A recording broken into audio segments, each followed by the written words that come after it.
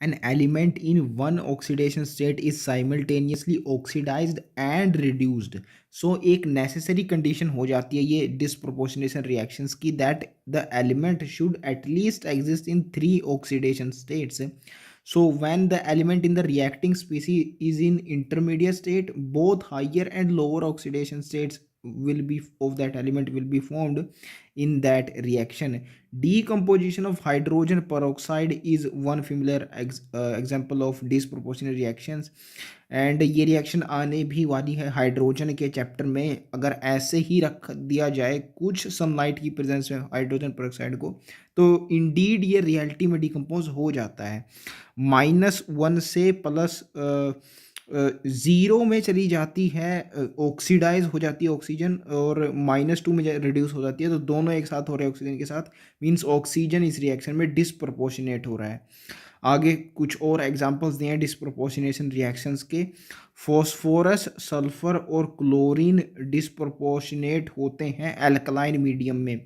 ये exact reactions कैसे होती हैं, किन ऑक्सीडेशन स्टेट्स में चेंज हो रहा है एलिमेंट, ये आपको ध्यान नहीं रखना है। सिर्फ यहाँ से इतना आपको पता होना चाहिए कि फॉस्फोरस, सल्फर और क्लोरीन एल्कलाइन मीडियम में डिस्प्रोपोर्शनेट करते हैं, ना कि एसिडिक मीडियम में।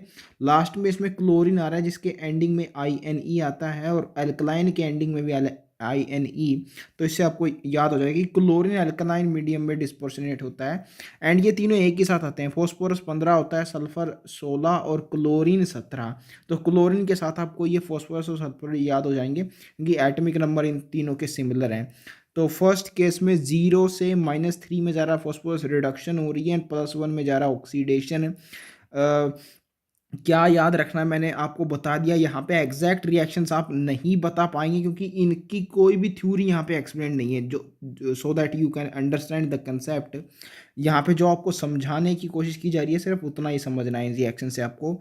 सल्फर 0 से -2 में जा रहा है यानी रिडक्शन हो रही है, +2 में ऑक्सीडेशन। एंड क्लोरीन 0 से +1 में गया ऑक्सीडेशन और -1 में रिडक्शन। अल्कलाइन मीडियम में हो रही हैं तीनों रिएक्शन, सिर्फ इतना आपको यहाँ से याद रखना है। द रिएक्शन 8.48, ये लास्ट वाली, describe the formation of household bleaching agent. तो ये चीज़ ब्लीचिंग एजेंट ये आई थिंक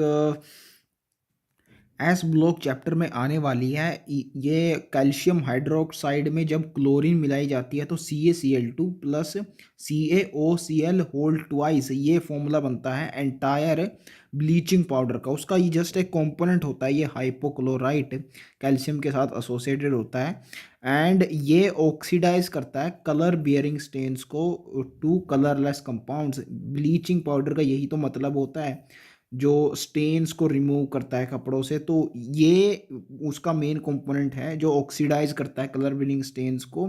ऑक्सीडेशन होती है ये प्रोसेस ब्लीचिंग की। ये P ब्लॉक चैप्टर में भी आने वाला है, एंड बेसिकली इससे भी क्लियर होगा, इसमें ऑक्सीजन आ रहा है ना क्लोरीन के साथ, तो ये ऑक्सीडाइजिंग एजेंट की तरह एक्ट करता है।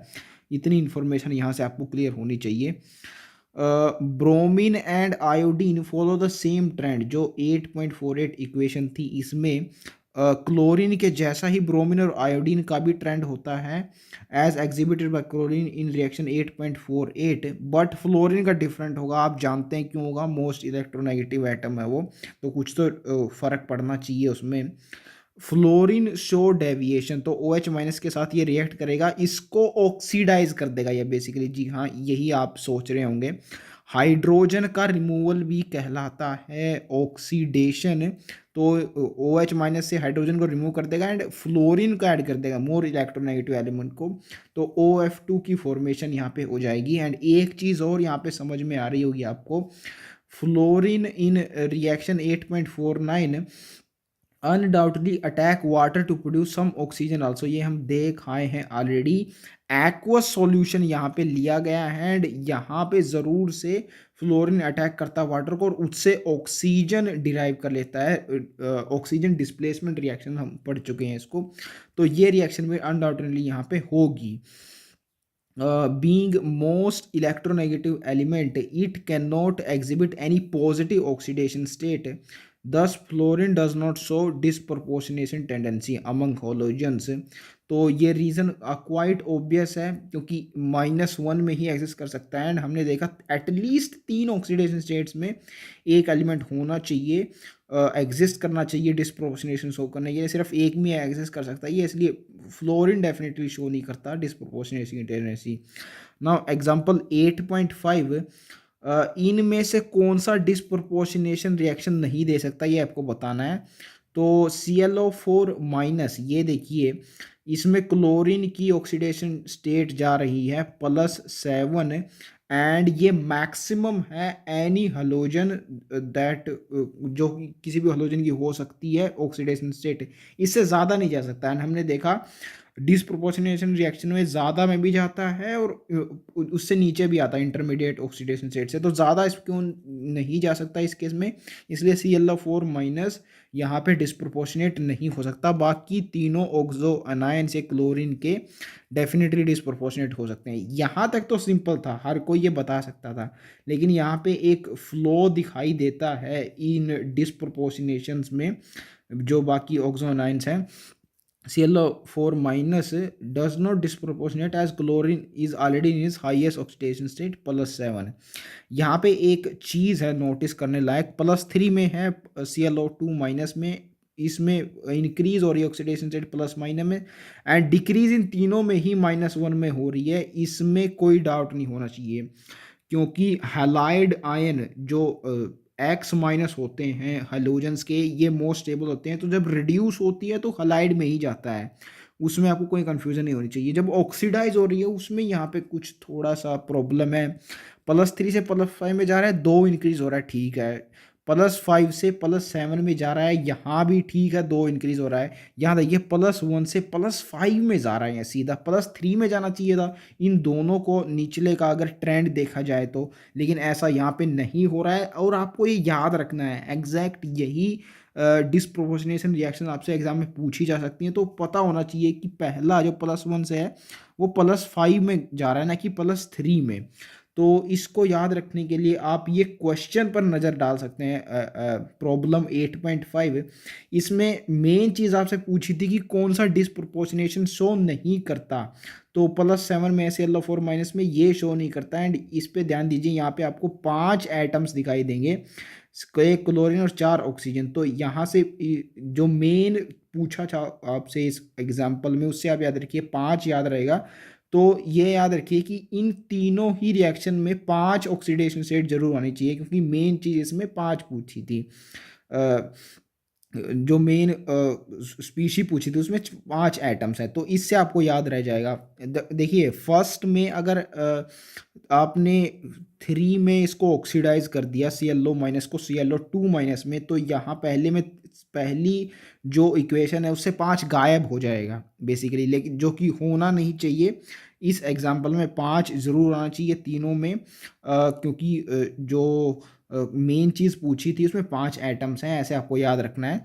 तो +1 से +5 में आपको इसको ऑक्सीडाइज करना ही होगा क्योंकि जो हेलोजेंस की ऑक्सीडेशंस होती हैं +4 या फिर +2 नहीं होती, +1 +3 +5 +7 ये ही पॉसिबल ऑक्सीडेशन स्टेट होते हैं हेलोजेंस की। तो +1 से अगर ऑक्सीडाइज करना है, +3 पे नहीं जाना है इस पर्टिकुलर एग्जांपल में, तो +5 पे आपको जाना ही पड़ेगा। तो ऐसे आप याद रखिए कि +1 से +5 में जाएगा, और आगे तो आसान ही है, 3 से +5 में जा रहा है और 5 से +7 में फिर जा रहा है, 2-2 से इंक्रीज हो रहा है आगे। तो ऐसे देखिए 5 5 और 5 तीनों में आ पाएगा, सिर्फ ऐसे अगर आप +1 से +5 में जाएंगे पहली ऑक्सो अनायन को क्लोरीन के। Now example 8.6, scheme of classification, यानी कौन सी टाइप ऑफ रिडॉक्स रिएक्शंस हैं, ये ABCD इनमें आपको बताना है। पहले में नाइट्रोजन और ऑक्सीजन कंबाइन कर रहे हैं to form nitric oxide, and ये रिडॉक्स रिएक्शन है, ये देखने के लिए आपको इनकी ऑक्सीडेशन नंबर भी लिखने की ज़रूरत नहीं है क्योंकि दोनों ही एलिमेंटल स्टेट में है, नाइट्रोजन और ऑक्सीजन, एंड जो कंबाइन करती हैं वो एलिमेंटल स्टेट में अगर, तो उसको definitely combination type of redox reaction हम बोल सकते हैं। तो यहाँ पे मैं लिख दिया ये कॉम्बिनेशन होगी। दूसरा लेड नाइट्रेट टूट रहा है, लेड ऑक्साइड NO2 और O2 में, यहाँ भी एलिमेंटल फॉर्म में हमें मिल गई ऑक्सीजन। तो ये decomposition type of redox reaction है, जहाँ पे एलिमेंटल फॉर्म में वन ऑफ द प्रोडक्ट्स जो डीकम्पोज हो रहा है होना चाहिए, तो या इसको decomposition type of redox reaction बोलेंगे। तीसरा है सोडियम हाइड्राइड, वाटर में एडिशन हो रहा है। एंड यहाँ एक चीज़ आपने नोटिस करी कि हाइड्रोजन और H2 का यहाँ पे रिमूवल यानी डिस्प्लेसमेंट हो रहा है। हाइड्रोजन नॉन मेटल है तो इसको नॉन मेटल डिस्प्लेसमेंट रिएक्शन हम बोल सकते हैं। इवन दो एनसीईआरटी में सिर्फ डिस्प्लेसमेंट रिएक्शन ही बोला है इसको, वो भी ठीक ही है, मोर जनरलाइज्ड बोला है। NO2 जा रहा है, NO2 माइनस और NO3 माइनस में साफ दिखाई दे रहा है, दो ऑक्सीडेशन स्टेट्स में डिसप्रपोर्शनेट कर रहा है नाइट्रोजन एक इंटरमीडिएट से, तो ये डिसप्रपोर्शनेशन रिएक्शन होगी। So that's how you classify all of these redox reaction. यही सॉल्यूशंस में आपको बताया गया है। ए रिएक्शन है कॉम्बिनेशन टाइप, बी है डीकम्पोजिशन, सी टाइप है डिस्प्लेसमेंट, सीधा लिखा है, वैसे नॉन मेटल डिस्प्लेसमेंट हम ये भी जानते हैं, हाइड्रोजन डिस्प्लेस हुआ है, मेटल डिस्प्लेसमेंट भी होती है किसके अलावा। डी है disproportionation reaction. The paradox of fractional oxidation number, तो ये पैराडॉक्स हम ऑलरेडी सॉल्व कर चुके हैं, जहाँ पे ऑक्सीडेशन नंबर्स के रूल बताए जाते हैं, उससे पहले रूल के ऊपर एक एवरेज ऑक्सीडेशन नंबर करके चीज़ आती है, तो वही होता है ये फ्रैक्शनल ऑक्सीडेशन नंबर, एवरेज होता है ये सभी एटम्स का एक कंपाउंड के अंदर। सर्टेन कंपाउंड्स में ऑक्सीडेशन नंबर फ्रैक्शन में एग्जिस्ट करता है, उसके एग्जांपल यहाँ पे दी गई हैं। C3O2, ये नाम आपको याद रखना है इस कंपाउंड का, ये कार्बन सब ऑक्साइड होता है। एंड ऑक्सीडेशन नंबर कैसे निकालते हैं वो मैं आपको ऑलरेडी बता चुका हूँ। एक्स मान लेते हैं इसका, तो 3x-4, क्योंकि ऑक्सीजन का -2 होता है, 2 ऑक्सीजन है, तो 2 इंटू -2 -4 इज इक्वस टू 0, क्योंकि सम ऑफ ऑक्सीडेशन नंबर किसी भी कंपाउंड के लिए 0 होता है, तो यहाँ से 3x is equals to 4, x is equals to 4/3 आ जाएगा इसका। ऐसे ही Br3O8 आप निकाल सकते हैं, इसमें भी वही आ रहा है x के साथ ऑक्सीजन। एंड Na2S4O6, इसमें 2 + 4x -12 होगा, एंड -12 RHS में जाके +12 हो जाएगा, उसमें से 2 निकालिए 10, सो x वुड बी 10/4 यानी 5/2 यानी 2.5 हो जाएगा सल्फर की यहाँ पे ऑक्सीडेशन नंबर। तो तीनों की ही केसेस में आप देख सकते हैं होल नंबर नहीं आ रहा, फ्रैक्शन नंबर आ रहा है। ये इसलिए हो रहा है क्योंकि एक से ज़्यादा सेम एलिमेंट्स अगर किसी कंपाउंड में इन्वॉल्व हैं तो उन सब का एवरेज लेते हैं हम, इसलिए यहाँ पे फ्रैक्शन आ सकता है। Average oxidation state of the element under examination, ये फ्रैक्शनल होती है, which is present in different oxidation state. यहाँ पे जो 3 स्ट्रक्चर्स आपको गिवन है उनमें से 2 के नाम से उनकी स्ट्रक्चर इन्फर आउट करना आसान है। ट्राई ब्रोमो ओक्टा ऑक्साइड, इसमें 3 ब्रोमीन होंगे और 8 ऑक्सीजन होंगे, इसके नाम ही बता रहा है। एंड दूसरा है टेट्राथायोनेट, थायो word is associated with sulphur, तो इसमें 4 सल्फर होंगे, ये इसका नाम बता रहे हैं। उनके around rest of the oxygen distribute होंगे ना सिमेट्रिकल मैनर, देखिए 3 इसके अराउंड है और 3 इसके अराउंड है, तो सिमेट्रिकली डिस्ट्रीब्यूटेड है। वैसा ही यहाँ भी हैं, 3 यहाँ पे डिस्ट्रीब्यूट हैं, 3 अदर कॉर्नर पे, और जो बचे 2 ऑक्सीजन है वो यहाँ लगा दिए गए हैं अगेन सिमेट्रिकली। तो इन दोनों के नाम से इनकी स्ट्रक्चर ईजिली इन्फर आउट किया जा सकती है। यहाँ पे आपको दिक्कत हो सकती है कार्बन सब ऑक्साइड, तो आपने इस चैप्टर में भी एक जगह देखा था सुपर ऑक्साइड एक होता है, उसमें O2 लगता है आपको, KO2 था और RbO2 यहाँ पे एग्जांपल लिए थे, तो O2 लगता है सुपर ऑक्साइड में, तो सुपर से सब ऑक्साइड आप याद रख सकते हैं कि यहाँ पे भी O2 होगा। और ऑक्साइड तो डिनोट कर रहा है ऑक्सीजन को, यहाँ पे आप सब मान सकते हैं कि कार्बन को डिनोट कर रहा है ये वर्ड। एंड सब में 3 अल्फ़ाबेट्स आते हैं, तो इससे आप याद रखिए कि 3 कार्बन है यहाँ पे, C3O2 होती है कार्बन सब ऑक्साइड का फॉर्मूला, ये आप ऐसे लर्न कर पाएंगे। एंड इन फॉर्मूला में जो इंडिविजुअल एटम्स के ऊपर ऑक्सीडेशन स्टेट्स है वो तक आपको लर्न करनी है, क्योंकि वही आपको फ्रैक्शनल ऑक्सीडेशन स्टेट यानी एवरेज ऑक्सीडेशन स्टेट तक पहुंचने में हेल्प करेगी।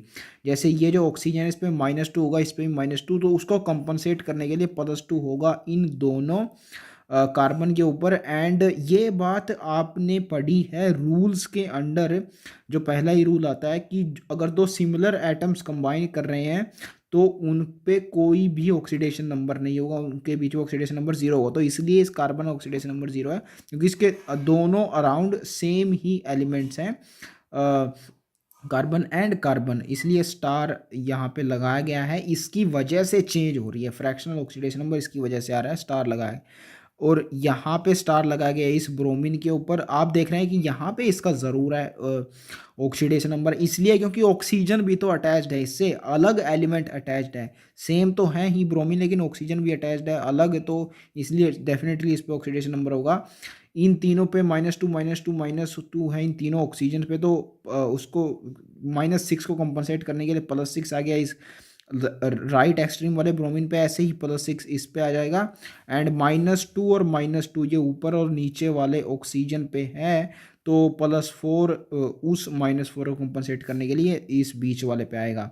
एंड अगर ये बीच वाले की भी +6 हो जाती तो ओवरऑल ब्रोमीन की यहाँ पे +6 हो जाती ऑक्सीडेशन स्टेट, इसलिए यही चेंज कर रहा है, इसलिए इस पे स्टार लगाया गया है। Now the last compound tetrathionate ion, इसमें ये जो बीच वाले सल्फर हैं इनकी ऑक्सीडेशन स्टेट 0 होगी, क्योंकि दोनों और ये सल्फर से ही कनेक्टेड है, no electronegative difference between these two. And star again इसलिए लगाया गया क्योंकि डिफरेंट ऑक्सीडेशन स्टेट है इनकी रेस्ट ऑफ द सल्फर से, जो कि +5 है। +5 कैसे आई है अभी आप इमेजिन कर सकते हैं, -2 इस पे, -2 इस पे, -1 इस पे, तो टोटल -5 हो गया, +5 आएगी। वैसे ही लेफ्ट वाले पे +5 आई। तो ये होता है चक्कर फ्रैक्शनल ऑक्सीडेशन नंबर का, बेसिकली एवरेज ऑक्सीडेशन नंबर होता है। इन इसके साथ ही कुछ और एग्जांपल है, Fe3O4, Mn3O4, Pb3O4, इनमें भी आपको फ्रैक्शनल ऑक्सीडेशन नंबर दिखेंगे। मिक्स्ड ऑक्साइड्स हैं ये, अगर मिक्स्ड नहीं होते वोल ऑक्साइड्स होते तो इनमें प्रॉपर ऑक्सीडेशन नंबर होगा, वोल नंबर का होता, लेकिन क्योंकि मिक्स्ड है, कॉम्बिनेशन होते हैं ये दो डिफरेंट ऑक्साइड्स का, तो ऑक्सीडेशन नंबर्स का भी कॉम्बिनेशन होंगे। यहाँ पे फ्रैक्शनल ऑक्सीडेशन स्टेट आपको देखने को मिलेंगी एलिमेंट्स की, बेसिकली मेटल एटम की, जो कि आयरन, मैग्नीज और लेड है इन तीनों केसेस में। इसके अलावा मॉलिक्यूल्स के अंदर भी, ये तो हमने कंपाउंड देखे पूरे, ऑक्सीडेशन स्टेट में भी in fraction as in O2+ and O2-। O2- तो हमने देख ही लिया था, ये सुपर ऑक्साइड होता है, इसमें -½ की ऑक्सीडेशन नंबर होती है, तो अगेन फ्रैक्शनल है। एंड इसी तरीके से O2+ में एक प्लस का ऑक्सीडेशन नंबर, दो ऑक्सीजन में डिस्ट्रीब्यूटेड है, तो +½ होगी इसकी oxidation number. So this was the paragraph for fractional oxidation number and what is its paradox. We have seen it is average, representing the average oxidation state of an element. Now example 8.7, why do the following reaction proceed differently. अब ये जो इस reaction का reason है इस chapter से कोई link नहीं करता, यानी इसकी थ्योरी नहीं गिवन है इस चैप्टर में, इस क्वेश्चन में इटसेल्फ आपको कुछ बताया जाएगा, ऐसा नया सरप्राइज दिया जाएगा जो कि आपको ये एक्सप्लेन करेगा कि रिएक्शन क्यों डिफरेंटली प्रोसीड हो रही है। तो कंसेप्ट डेफिनेटली चैप्टर के यूज़ होंगे, लेकिन आपको नई चीज़ भी जानने को मिलेगी इसमें। पहला में Pb3O4 एंड दूसरे में Pb3O4 HCl एंड HNO3 के रिस्पेक्टिवली के साथ रिएक्ट कर रहा है, दोनों ही एसिड्स हैं, लेकिन डिफरेंटली क्यों रिएक्ट करता है ये डेफिनेटली स्ट्रेंथ पे डिपेंड करता है। HNO3 की स्ट्रेंथ ज़्यादा होती है तो उसके साथ Pb3O4 कुछ अलग तरीके से बिहेव करता है, एंड PbO4 के नेचर पे भी डिपेंड करता है कि ऐसा क्यों करता है ये। सो PbCl2 क्लोरीन बेसिकली फॉर्म कर देता है in the first case,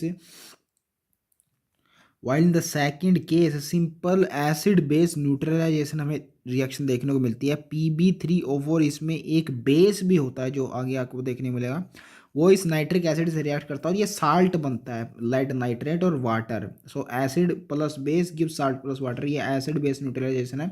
PbO2 यहाँ से कैसे आया ये आपको इस सॉल्यूशन में पता लगेगा। Pb3O4 बेसिकली ये एक मिक्सचर होता है 2 मोल ऑफ Pb और 1 मोल ऑफ PbO2 का। ये प्रोपोर्शन एग्जैक्टली आपको पता होना चाहिए। इसका अगर रिवर्स कर देंगे आप, यानी 2 मोल ऑफ PbO2 कर देंगे और 1 मोल ऑफ PbO कर देंगे, तो ये Pb3O4 बन ही नहीं पाएगा, Pb3O5 बन जाएगा उस केस में। लेकिन आपको ये याद रखना है, जैसे Fe3O4 होता है फेरिक फेरस ऑक्साइड, वैसे ही ये होता है Pb3O4, उसके जैसे आपको याद रखना है। तो Pb3O5 नहीं होता, Pb3O4 होता है, जो कि तभी बनेगा जब 2 PbO यानी छोटे के 2 लेंगे और जो बड़ा है PbO2 उसके आप 1 मोल लेंगे। In PbO2, lead is present in +4 oxidation state, whereas stable oxidation state is in PbO which is +2। ये मैंने आपको थोड़ा सा बताया था टिन और लेड के केस में, क्योंकि ये लोअर एलिमेंट्स होते हैं कार्बन फैमिली में, तो लोअर ऑक्सीडेशन स्टेट इनकी स्टेबल होती है, इसलिए +2 स्टेबल है। तो PbO2 act as a oxidizing agent, means it's wanna get reduced. +4 में है, +2 में जाना चाहता है क्योंकि वो स्टेबल है, तो इसलिए ऑक्सीडाइजिंग एजेंट की तरह एक्ट करता है। और Cl- को, जो कि HCl में प्रेजेंट था, इसको क्लोरीन में ऑक्सीडाइज कर देता है। तो इस तरीके से क्लोरीन की फॉर्मेशन होती है फर्स्ट रिएक्शन में। And PbO is a basic oxide, ये आपको यहाँ से नहीं पता लगेगा। क्लास 12 में जब P ब्लॉक पढ़ लेंगे तो वहाँ से आपको क्लियर होंगे। एंड ये तो क्लास 11 में आता है कार्बन फैमिली। तो क्लास 12 में और क्लास 11 में बेसिकली P ब्लॉक में ऑक्साइड्स एसिडिक, बेसिक और एम्फोटेरिक तीनों टाइप्स के होते हैं। कैसे उन सबको याद करना है ये हम तभी देखेंगे जब इंडिविजुअल उन चैप्टर्स में हम आ जाएंगे। तो ये डेफिनेटली आपको लर्न हो जाएगा कि PbO एक बेसिक ऑक्साइड होता है, इसकी चिंता मत कीजिए। तो बेसिक ऑक्साइड है और अगर एसिड से इसकी रिएक्शन होगी तो साल्ट की फॉर्मेशन होगी यहाँ पे PbCl2 और H2O। ये splitted into 2 reaction, acid base reaction ये वाली होगी। Base plus acid gives salt plus water. And redox reaction ये होगी जहाँ पे PbO2 +4 में है, ये ऑक्सीडाइजिंग एजेंट की तरह एक्ट करेगा, Cl- को Cl2 में ऑक्सीडाइज कर देगा। तो इन दोनों का कॉम्बिनेशन थी हमारी फर्स्ट रिएक्शन। इनमें दो प्रोडक्ट्स तो सेम है, PbCl2 और H2O, सिर्फ Cl2 का ही इनमें डिफरेंस है, तो इन दोनों को कंबाइन करके वहाँ पे लिख दिया गया है। सेकेंड रिएक्शन में, since HNO3 itself is oxidizing agent, it is unlikely that the reaction may occur between PbO2 and HNO3। तो PbO2 यहाँ पे ऑक्सीडाइजिंग एजेंट की तरह एक्ट कर रहा है, एंड HNO3 itself एक स्ट्रॉन्ग ऑक्सीडाइजिंग एजेंट होता है। तो दो ऑक्सीडाइजिंग एजेंट्स के बीच में रिएक्शन हो पाना इम्पॉसिबल है। ऑक्सीडाइजिंग और रिड्यूसिंग एजेंट के बीच में पेयर बनता है ना रिएक्शन का, तो इसलिए यहाँ पे रेडॉक्स रिएक्शन नहीं हो पाएगी HNO3 के केस में। सिर्फ एक ही रिएक्शन होगी, एसिड बेस न्यूट्रलाइजेशन, यानी PbO जो कि बेसिक ऑक्साइड था सिर्फ यही रिएक्ट करेगा यहाँ पे, PbO2 नहीं करेगा। HNO3 के साथ कंबाइन करके साल्ट बना देगा और वाटर। तो इसलिए इस केस में सिर्फ एक रिएक्शन होगी, एसिड बेस न्यूट्रलाइजेशन, एंड वहाँ पे रेडॉक्स रिएक्शन भी पॉसिबल थी। It is the passive nature of PbO2 against HNO3 that makes the reaction different from that one we have observed with HCl। तो क्योंकि दोनों ही ऑक्सीडाइजेशन एजेंट यहाँ पे टकरा गए थे, तो इन दोनों में रिएक्शन पॉसिबल नहीं है। रिड्यूसिंग एजेंट की होती है ऑक्सीडाइजिंग एजेंट के साथ, तो पैसिव कर देगा उसको, नाइट्रिक एसिड को, PbO2, एंड सिर्फ PbO ही रिएक्ट कर पाएगा। तो ये इंपॉर्टेंट क्वेश्चन था, एक बढ़िया कंसेप्ट आपको बताया गया कि ऑक्सीडाइजिंग एजेंट्स अगर दोनों ओर से कंबाइन हो रहे हैं एंड उनका आलमोस्ट सिमिलर है जो रिडक्शन पोटेंशियल, हम आगे देखेंगे चीज़, तो उनके बीच में रिएक्शन नहीं होगी। कोई और दूसरी रिएक्शन पॉसिबल हो, अगर इस केस में जो हो एसिड बेस है तो वही हो पाएगी। Now balancing of redox reaction is the next topic that we are encountering. And ये टॉपिक आपको बोर्ड्स के हिसाब से पूरा पढ़ना चाहिए। इसमें 2 मेथड दिए हुए हैं कैसे बैलेंस की जाती है, उनकी स्टेप्स आपसे पूछी जा सकती हैं, या फिर आपको रिएक्शन देंगे और उनको बोलेंगे कि इनको बैलेंस कीजिए इन दोनों में से किसी एक मेथड से। नीट में इससे बैलेंसिंग का सवाल नहीं आएगा आपसे, आपको एक रिएक्शन दे देगा और उसका स्टोइकियोमेट्रिक कोएफिशिएंट दे देगा ऑप्शंस में, आपसे पूछेगा इसको बैलेंस कीजिए। तो रिएक्टेंट और प्रोडक्ट साइड्स को, एटम्स को और चार्जेस को बैलेंस करके आप आसानी से पता लगा सकते हैं कि बैलेंस रेडॉक्स रिएक्शन कौन सी होगी। इनमें कोई इतने लंबे मेथड लगाने की ज़रूरत नहीं है, टाइम वेस्ट होता है उससे नीट में। तो इन मेथड्स में जो हमें लर्न करने की चीज़ है, जो इन्फॉर्मेशन है जो हमें पता होना चाहिए, वो मैंने सिर्फ हाईलाइट कर दिया है। H प्लस और OH माइनस आयन्स आपको ऐड करने होते हैं so that the ionic charges of the reactant and products are equal. तो चार्जेस किसी भी रिएक्शन में अगर एसिडिक है या बेसिक है वो, तो H प्लस और OH माइनस की वजह से ही आते हैं। तो यही आपको दोनों और बैलेंस करने होंगे, आयंस को के चार्जेस को बैलेंस करने के दो चीज़ें हैं ना जो बैलेंस करनी होती है एक बैलेंस्ड रेडॉक्स रिएक्शन में। एक तो नंबर ऑफ एटम्स होते हैं और दूसरा चार्ज, सिर्फ दो ही चीज़ें होती है। तो चार्ज, नंबर ऑफ एटम्स तो सीधे सीधे स्टोइकियोमेट्रिक कोएफिशिएंट से मल्टीप्लाई करके हो सकते हैं। चार्जेस को इक्वेट करने के लिए H प्लस और OH माइनस का यूज़ किया जाता है। बेसिकली ये बताया जा रहा है यहाँ पे। एसिडिक सॉल्यूशन में H प्लस यूज़ करते हैं, बेसिक सॉल्यूशन में OH minus. Again a very obvious thing. एक चीज़ है जो यहाँ पे आपको थोड़ी सी तकलीफ दे सकती है कि H प्लस यहाँ पे हमेशा हमेशा रिएक्टेंट साइड ऐड होगा और OH माइनस हमेशा प्रोडक्ट साइड ऐड होगा। ये इसकी कोई लॉजिकल कंसेप्चुअल एक्सप्लेनेशन आपको एनसीईआरटी में नहीं मिलेगी, इसलिए आपको इसको ट्रिक से लर्न करना होगा। तो इन दोनों आयंस को सीधे लिख लीजिए। H प्लस के अंदर कम एटम्स आ रहे हैं तो इसको पहले लिख लिया, और जिसमें ज़्यादा आ रहे हैं उसको बाद में, कम से ज़्यादा में। एंड ABCD के अंदर पहले L आता है और फिर R आता है। तो लेफ्ट साइड यानी रिएक्टेंट साइड हम ऐड करेंगे H प्लस को एसिडिक रिएक्शन के अंदर, और प्रोडक्ट साइड यानी राइट साइड हम OH माइनस को ऐड करेंगे। आप ऐसे लर्न कर सकते हैं इसको।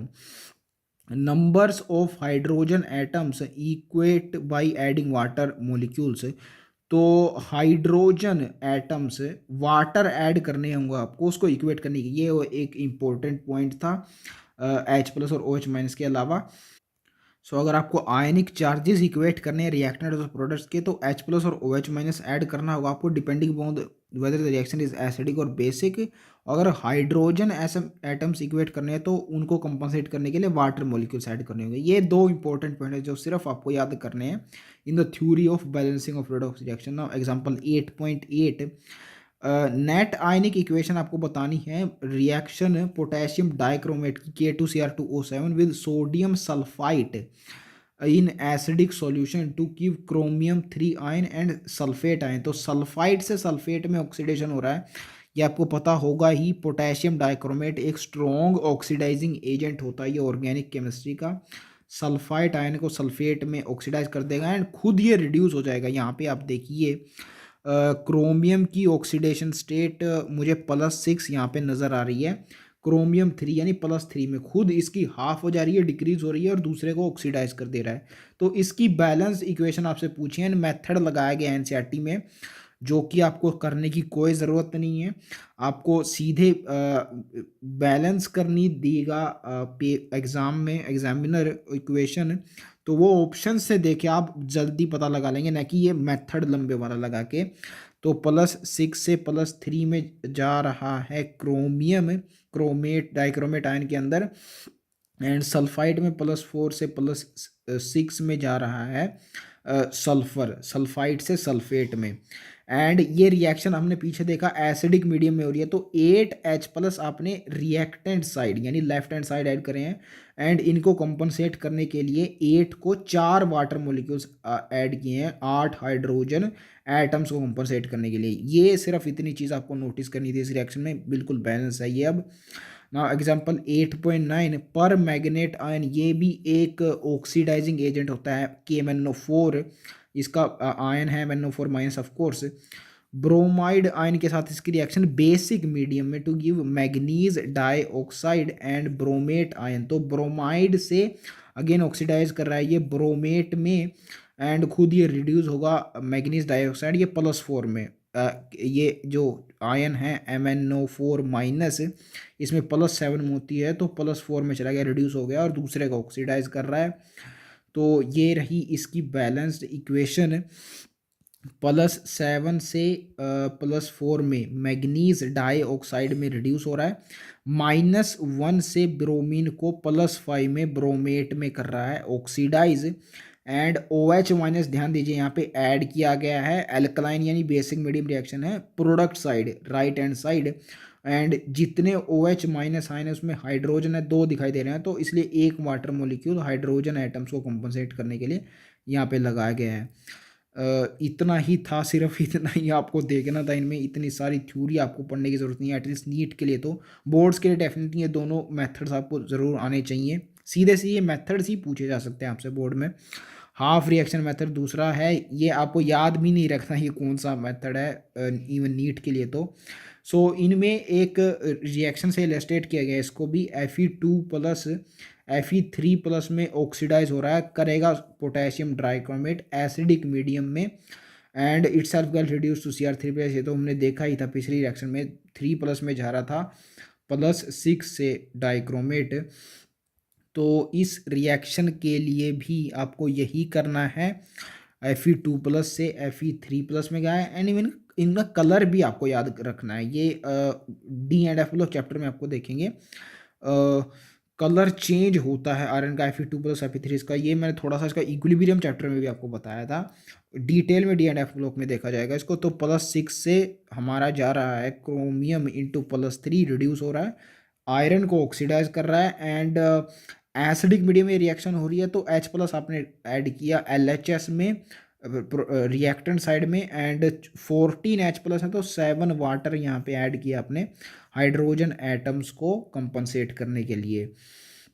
नाउ 10th एग्जाम्पल, ये भी आई थिंक या रिएक्शन ही है ऐसी ही।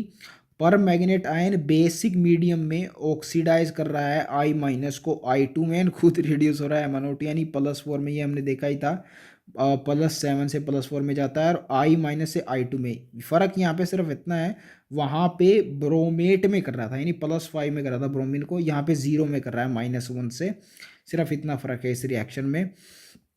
तो बेसिक मीडियम में रिएक्शन हो रही है। सबसे पहले तो RHS में ध्यान रखिए, आपको OH- ऐड करने होंगे प्रोडक्ट साइड में, तो उतने ही वाटर, यहाँ पे 8 हाइड्रोजन है, तो 4 मोल्स ऑफ वाटर आपने ऐड कर दिए। एंड I- से ऑक्सीडाइज हो रहा है 0 में आयोडीन, और +7 से प्लस यहाँ पे 4 है, तो +4 में हमारा मैग्नीज रिड्यूस हो रहा है। सिर्फ इतना आपको देखना है इस रिएक्शन में। अब है इंपॉर्टेंट कंसेप्ट है इस चैप्टर का, redox reactions as the basis for titrations. ये जो पैराग्राफ्स दिए हैं यूजुअली एस्पिरेंट्स को समझ में नहीं आते हैं, क्योंकि लेबोरेटरी में ये चीज़ें कराई जाती हैं टिट्रेशन वगैरह, एंड सभी स्टूडेंट्स को ऐसा नहीं कराया जाता, सभी स्कूलों में ऐसा नहीं होता, तो इसलिए समझ में कम आती हैं। तो मैं अपनी ओर से कोशिश करूँगा कि जितना ज़्यादा इलेबोरेट होके इस कंसेप्ट को समझाया जा सकता है वैसा इसको समझने की कोशिश करेंगे हम।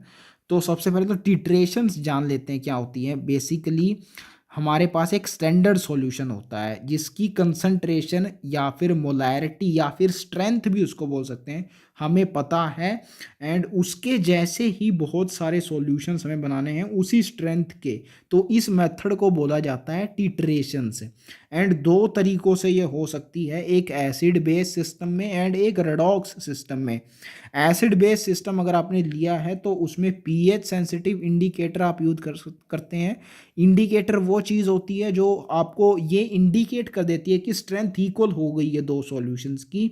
एसिड बेस सिस्टम में क्योंकि पीएच मेन चीज़ होती है एसिड और बेस का, इसलिए पीएच सेंसिटिव इंडिकेटर्स वहाँ पे यूज़ किया जाता है। एंड रेडॉक्स टिट्रेशंस के अंदर as the name is suggesting we will have a redox sensitive indicator, यहाँ पे यानी कि ऑक्सीडेशन या फिर रिडक्शन हो जाएगा। एंड कलर चेंज होगा यहाँ पे रेडॉक्स यानी ऑक्सीडेशन या रिडक्शन से कलर चेंज होगा। पीएच सेंसिटिव इंडिकेटर में पीएच के इंक्रीज या डिक्रीज होने से कलर चेंज होता है सॉल्यूशन का, पता लग जाता है हमें कि स्ट्रेंथ इक्वल हो गई है 2 सॉल्यूशंस की। तो इन acid based systems we come across a titration method for finding out strength of one solution against the other using a pH sensitive indicator. Similarly redox systems में titration method can be adopted to determine the strength of the reductant or oxidant using a redox sensitive indicator. Basically ये जो reductant और oxidant है ये solutions ही होते हैं जिनकी strength हम इक्वेट करते हैं या फाइंड आउट करते हैं टू अ स्टैंडर्ड सॉल्यूशन। तो इन पे आपको कंफ्यूज नहीं होना बिल्कुल भी। The usage of indicators in redox titrations is illustrated below in one situation। तो अब आपके पास यहाँ पे इंडिकेटर्स होने चाहिए ना। यूसेज ऑफ इंडिकेटर कैसे होती है, दो सिचुएशन हो सकती हैं। पहला तो जो हमारे पास सॉल्यूशन है रिएजेंट इटसेल्फ जिसकी स्ट्रेंथ हम कंपेयर कर रहे हैं वो ही इंटेंसली कर लो, यानी वो ही आपको इंडिकेट कर दे कि सॉल्यूशन की स्ट्रेंथ स्टैंडर्ड सॉल्यूशन से इक्वेट हो गई है, ये रिएजेंट इटसेल्फ कर देता है। ये वन सिचुएशन है। ऐसा हो सकता है जब रिएजेंट कलर्ड हो, वो कलर शो कर सकता हो, जैसे कि होता है पर मैग्नेट आयन के केस में MnO4 माइनस। ये दो आयंस होते हैं, दो कंपाउंड्स, एक मैग्नेट होता है एक पर मैग्नेट होता है। इन दोनों के कलर्स आपको याद रखने हैं। पिंक होता है हमारे पर मैग्नेट आयन का कलर, पी से पर मैग्नेट, पी से पिंक। वैसे जो दूसरा होता है मैग्नेट उसका भी इससे मिलता जुलता कलर आई थिंक पर्पल होता है। डी एंड एफ लोग चैप्टर में देखने वाले हैं, तो अभी के लिए सिर्फ इतना याद है कि कलर्ड होता है ये पर मैग्नेट पी से और पी से पिंक, इतना आपको याद रखना है। Here MnO4 minus act as self indicator. तो इसको सेल्फ इंडिकेटर बोलते हैं जब रिएजेंट इटसेल्फ इंडिकेट कर देता है रिएक्शन में कलर, तो उसको सेल्फ इंडिकेटर बोलते हैं। MnO4 माइनस होता है, ये इसकी प्रॉपर्टी है क्योंकि ये कलर्ड होता है। ये डेफिनेटली ईजी है याद रखना। Visible end point in this case is achieved after the last of the reductant Fe2 plus और C2O4 2 माइनस। तो Fe2 प्लस की ऑक्सीडेशन करता है MnO4 माइनस। ये हमने देखा था अभी Cr2O7 2 माइनस, जो पोटेशियम ड्राइकोमेट था वो कर रहा था इसको ऑक्सीडाइज। तो ये भी एक ऑक्सीडाइजिंग एजेंट होता है, तो इसकी भी कर सकता है, हमने देखा। एंड ऑक्सीलेट आयन जो ये होता है ये भी इसी के जैसा होता है, इसको भी ऑक्सीडाइज किया जा सकता है। यहाँ पे कार्बन की ऑक्सीडेशन स्टेट होती है +3 एंड इसको +4 में ऑक्सीडाइज कर देता है MnO4, जैसे Fe2 प्लस को Fe3 प्लस में ऑक्सीडाइज कर देता है। तो visible end point is achieved after the last of the reductant is oxidized. End point मतलब वो पॉइंट जहाँ पे रिएक्शन पूरी हो चुकी है एंड दो सॉल्यूशंस की स्ट्रेंथ बराबर हो चुकी है, यानी पूरा का पूरा उस सॉल्यूशन का कलर पिंक हो जाएगा MnO4 आयंस की वजह से। एंड Fe2 प्लस की वजह से भी एक कलर होता है, ये आपने इक्विलिब्रियम में देखा होता है, ग्रीन होता है, बेसिकली येलो में कन्वर्ट कर देता है जब ये ऑक्सीडाइज होता है Fe3 प्लस में। तो इसका कलर पूरा पूरा डिसअपियर हो जाएगा। Last of the reductant will be oxidized and सिर्फ MnO4 बचेगा। दैट इंडिकेट्स कि हमारा एंड पॉइंट आ गया है।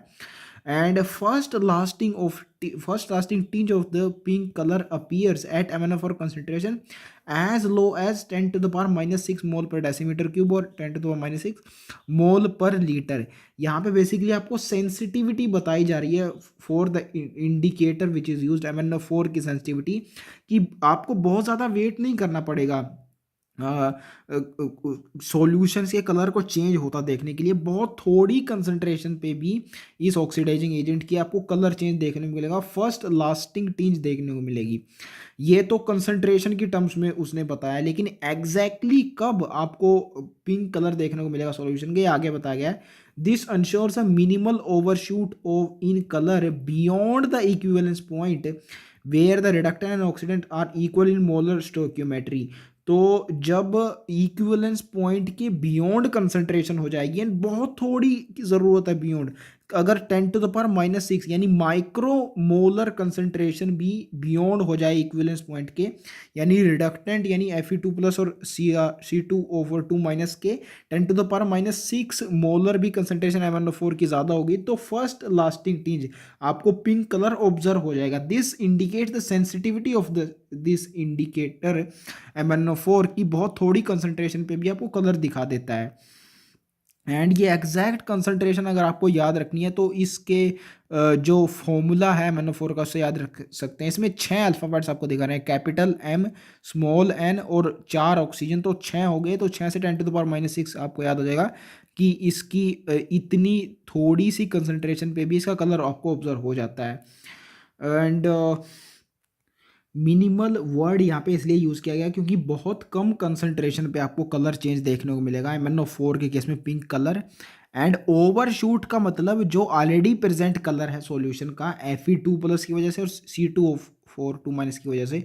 Fe2+ ग्रीन कलर देता है, C2O4 क्या देता है मुझे नहीं पता क्योंकि एनसीईआरटी में नहीं गिवन है, लेकिन कुछ कलर होगा इन दोनों का डेफिनेटली, बिकॉज कलर चेंज से ही आइडेंटिफाई कर रहे हैं हम रेडॉक्स टिट्रेशंस को। तो ओवरशूट का मतलब है कि ऑलरेडी प्रेजेंट कलर इन दोनों रिडक्टेंट की वजह से ये पूरी तरह से डिसअपेयर नहीं हुआ है, उसके ऊपर से जो ऑक्सीडेंट है MnO4 जो इंडिकेटर है उसका कलर हमें ऑब्जर्व हुआ है, जिस is called overshoot in colour. Extra हमें उसका कलर देखने को मिला है। एंड मिनिमल ओवरशूट मीन्स बहुत ही कम कंसंट्रेशन पे ऐसा होता है। तो बेसिकली ये जो अरेंजमेंट होती है रेडॉक्स टिट्रेशंस की, इसमें आपके पास एक फनल होती है जिसमें ऑक्सीडेंट ये जो MnO4- है इंडिकेटर की तरह जिसको हम यूज़ कर रहे हैं इसका सॉल्यूशन भरा होता है। एंड नीचे एक आप कह सकते हैं बीकर में या फिर दूसरा कोई इंस्ट्रूमेंट में ये सॉल्यूशन होता है रिडक्टेंट का Fe2+ और C2O4- का, इन दोनों में से कोई भी ले सकते हैं। तो इन ये दो इवेंट्स कब होते हैं ये इंपॉर्टेंट चीज़ है इसमें। पहला विजिबल एंड पॉइंट यानी रिएक्शन, ये रेडॉक्स टिट्रेशन कंप्लीट कब हो जाती है, जब पूरा पूरा कंज्यूम हो जाता है ये last of the reductant is oxidize, सारा का सारा कलर जब पिंक हो जाता है सॉल्यूशन का, सिर्फ उसमें MnO4- बचते हैं, सारे कंज्यूम हो जाते हैं रिडक्टेंट्स, तब एंड पॉइंट आ जाता है, दोनों सॉल्यूशन की स्ट्रेंथ बराबर हो जाती है। एक ये चीज़ विजिबल एंड पॉइंट कब आएगा। और दूसरी बार, पहली बार आपको पिंक कलर जो कि ऑक्सीडेंट की वजह से है MnO4 इस केस में, कब देखने को मिलेगा, इक्विवेलेंस पॉइंट के बाद, जब जो ऑक्सीडेंट है और रिडक्टेंट है उसकी कंसंट्रेशन थोड़ी सी ज़्यादा हो जाएगी, ऑक्सीडेंट की यानी MnO4- की ज़्यादा हो जाएगी। जब तक उनकी ये Fe2+ या फिर C2O4 की ही कंसंट्रेशन ज़्यादा है तब तक तो इनके रिस्पेक्टिव कलर्स आपको देखेंगे, पिंक कलर देखने को ही नहीं मिलेगा, ये कंज्यूम कर लिया जाएगा इन रिडक्टेंट के द्वारा। एंड इक्विवेलेंस पॉइंट के जैसे ही थोड़ा सा ही ज़्यादा होगा, मिनिमल ओवरशूट बट थोड़ी सी कंसंट्रेशन ज़्यादा होगी, तभी आपको देखने को मिलेगा। तो फर्स्ट लास्टिंग टिंज कब देखने को मिल रहा है, after beyond the equivalence point. And visible end point कब है, after last of the reductant is consumed. ये दो चीज़ें हैं जो समझाने के लिए मैंने आपको इतना टाइम लगाया इस पैराग्राफ में, ये इंपॉर्टेंट चीज़ें, तो इससे क्वेश्चन बन सकता है इसमें। ये है रेडॉक्स टिट्रेशन, या ये पहली सिचुएशन है सेल्फ इंडिकेटर जहाँ पे यूज़ कर रहे हैं। इसके अलावा भी दूसरी है, if there is no dramatic auto colour change as in MnO4 titrations. MnO4 तो सेल्फ क्योंकि कलर्ड होता है इसलिए इसमें ऑटो कलर चेंज हो जाता है, the reagent here itself is intensely coloured. लेकिन अगर ऐसा नहीं होता तो there are indicators which gets oxidize immediately after the last bits of the reactant is consumed producing a dramatic colour change. यानी विजिबल एंड पॉइंट को indicate करने के लिए अलग से इंडिकेटर्स यहाँ पे यूज किए जाते हैं जो कि ऑक्सीडाइज होते हैं, क्योंकि सेल्फ इंडिकेटर इस केस में जो पॉसिबल नहीं होता। Best example afforded by dichromate ion which is not a self indicator. तो पर मैग्नेट के जैसे सेल्फ इंडिकेटर ये नहीं है। बेसिकली अगर आप देखें डी एंड एफ लोग चैप्टर में, जो ये जो डाइक्रोमेट आयन है और क्रोमेट भी है इवन है, ये दोनों ही कलर्ड होते हैं। एक में इनमें से एक ऑरेंज होता है एक येलो, ये हम उस चैप्टर में देखेंगे। तो यहाँ पे बोल रहा है कि सेल्फ इंडिकेटर की तरह एक्ट नहीं करते, लेकिन उस चैप्टर से हमें पता है कि ये कलर्ड जरूर होते हैं। ऐसा इसका रीज़न ये है कि पीछे हमने देखा था कि इंटेंसली कलर्ड होना चाहिए इंडिकेटर, जो कि पिंक के केस में होता है। आप जानते हैं विब ग्योर में कलर्स जो साथ होते हैं, इंडिको की साइड पड़ता है ये पिंक कलर, तो इंटेंसली कलर है। जो पहले कलर आते हैं उनकी इंटेंसिटी ज़्यादा होती है, बाद में इंटेंसिटी कम। येलो या ऑरेंज की साइड में पड़ता है ये अपना क्रोमेट एंड ड्राई क्रोमेट, जिनकी इंटेंसिटी काफ़ी कम हो जाती है क्योंकि काफ़ी पीछे चले जाते हैं। तो इसीलिए इसको सेल्फ इंडिकेटर की तरह यूज़ नहीं किया जा सकता, होता ही पॉसिबल नहीं होता इसमें, क्योंकि इसकी इंटेंसिटी कम होती है। सेल्फ इंडिकेटर के लिए कलर ही नहीं चाहिए, इंटेंस कलर चाहिए, तो ये एक रीज़न है। तो इस केस में it oxidises the indicator substance diphenyl amine, ये हमने पिछले चैप्टर में देखा था। ऐसा ही फिनोल का एक कंपाउंड है जो इंडिकेटर की तरह एक्ट कर रहा था इक्विलिब्रियम चैप्टर में। तो ये नाम याद रखना आपके लिए ज़्यादा मुश्किल नहीं होना चाहिए कि इंडिकेटर होगा ये। After the equivalence point two produce intense blue colour signalling the end colour, ये कलर भी आपको इसका याद होना चाहिए, blue colour. Blue colour definition Indigo के पास होता है ना, वॉयलेट इंडिगो ब्लू, तो इसलिए इसकी इंटेंसिटी डेफिनेटली ज़्यादा है एंड ये सिग्नल डेफिनेटली कर सकता है। और इसका ब्लू कलर होता है, या आप ऐसे याद रखिए, अमाइन आ रहा है ना इसके पीछे, हमने पीछे देखा था कि अमोनिया ब्लू कलर प्रोड्यूस करता है, तो अमाइन भी ब्लू कलर ही प्रोड्यूस करेगा। तो इससे आप इसका कलर याद रख सकते हैं। एंड पॉइंट को इंडिकेट करता है, ये हमने ऑलरेडी देख लिया। विजिबल एंड पॉइंट कब प्रोड्यूस होता है, पीछे बहुत ही डिटेल में हम देख चुके हैं।